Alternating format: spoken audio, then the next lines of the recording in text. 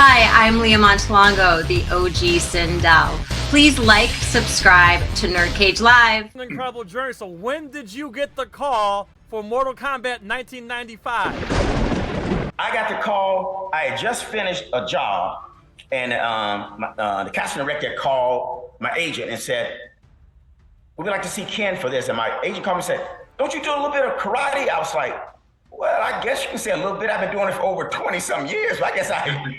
And so what happened was, I went in and did my first audition with the casting director and nailed it.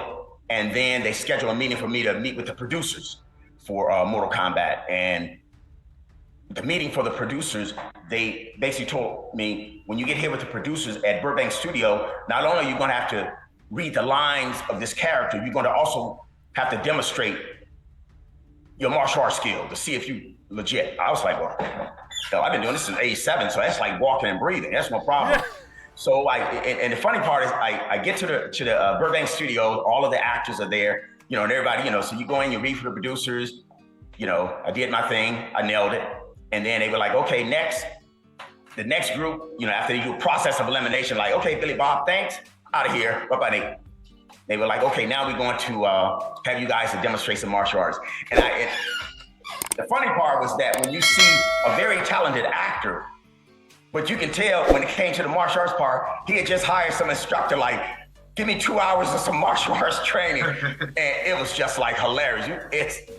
I was like, oh my God, it's like I don't play an instrument. It'd be like me trying to play a jazz guitar, and you're a professional jazz musician, and I take a 2-hour course on how to play the guitar, and I try to, it's not gonna fall apart. But be as it may, the stunt guy, who was Pat Johnson, who's very famous, he's now deceased, but he was like part of Chuck Norris' karate team. I mean, Pat Johnson, he's like top honcho at that time.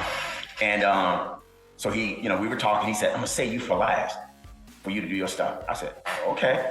So I'm watching the other guys, they were martial arts, they were good, they were really good, I have to say so. They were really good. And then when it came for me, I just gave 101% in the particular Northern Eagle claw set that I did.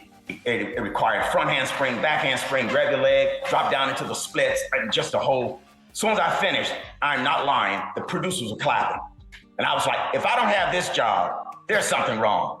And by the time I got home, my agents already called me like, you just booked the job, Mortal Kombat. You just booked it. And it was fascinating, like, wow, Mortal Kombat. Now, let me ask you this. How aware were you of Mortal Kombat prior to your audition?